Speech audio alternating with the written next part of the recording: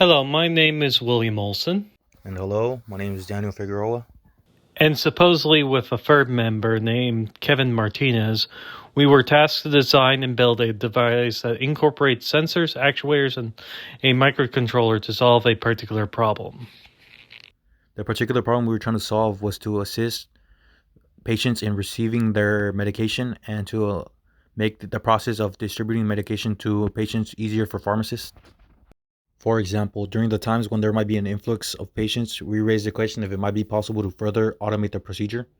Of course, simply relying on a device that would operate like a vending machine would be worrying if it were unregulated. That's why we envisioned to at least streamline some of the standard procedures while also keeping a record of what medications are being dispensed. The crux of the idea of our pill dispenser was the design of the container that would be the mechanism to both house the pills and to eject a single pill, and only that pill, at least, in a consistent order. As for the construction of the pill dispenser, we used a combination of wood and 3D printed pieces. For the actual pill dispensing device, we used SolidWorks to create an assembly. That assembly had a total of 13 pieces that were each sized to perfectly fit each other.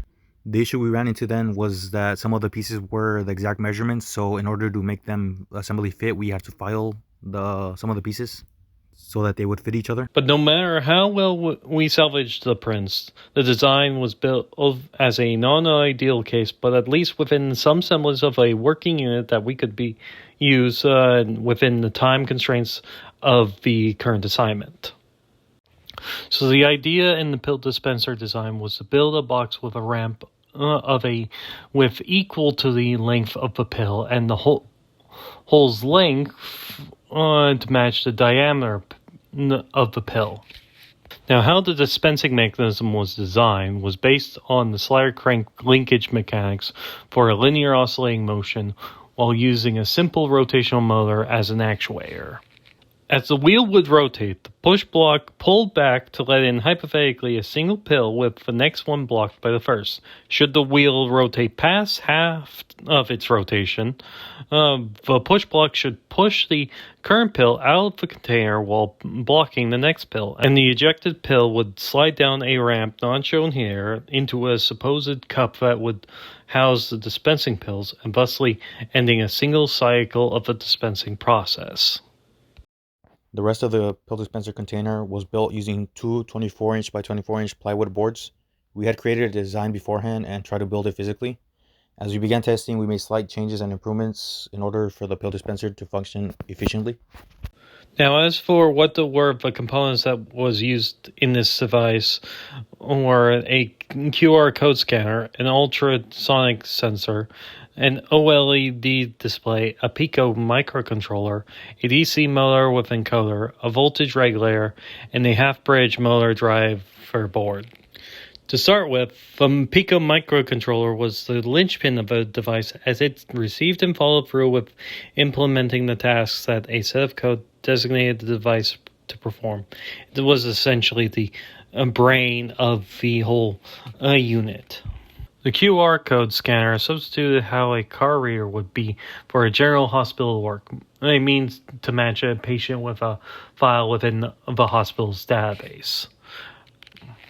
We were planning to use a photointerrupter sensor to verify if there was going to be a cup or the like in position to take the dispensed pills, but as what was currently available to us had gates too narrow for what we were requiring, we substituted with the use of an ultrasonic sensor in its place. The ultrasonic sensor was designed with a narrow window if there was anything placed in front of it, which would ideally be a cup or the like that could hold the dispensed pills. The OLED display was simply how the device could prompt the user throughout the device's procedure. Now for the complicated portion of the circuitry was left for the DC motor, which was our actuator. Connected with a half-bridge motor driver board to act as an intermediary, the H-bridge used its connections with the power regulator to supply the circuit with a consistent 5 volts from a common power outlet, while the connection with the Pico microcontroller acted as the actuator's power switch gates. And that was roughly the parts we used for this device. Now the code of the device was separated into 3 distinct parts: verification, cup check, and dispensing.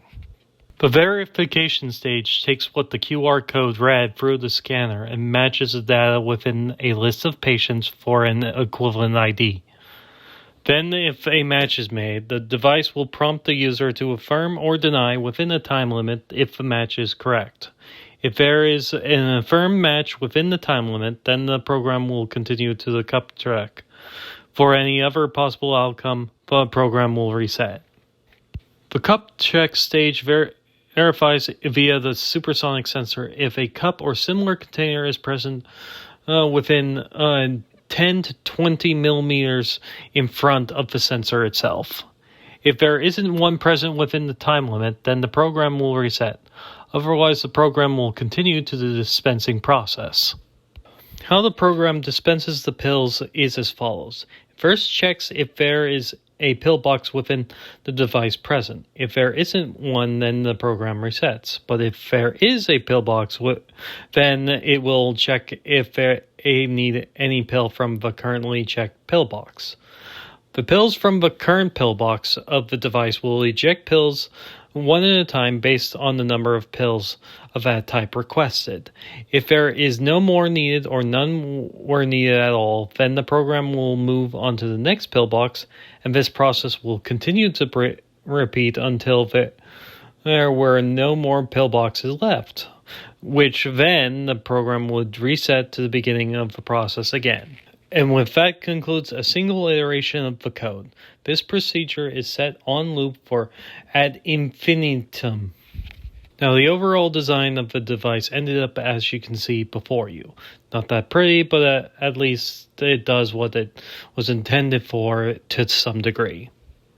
And to close up the video, I leave with a view of more of the interior of a device and a single run of the device in play. Enjoy.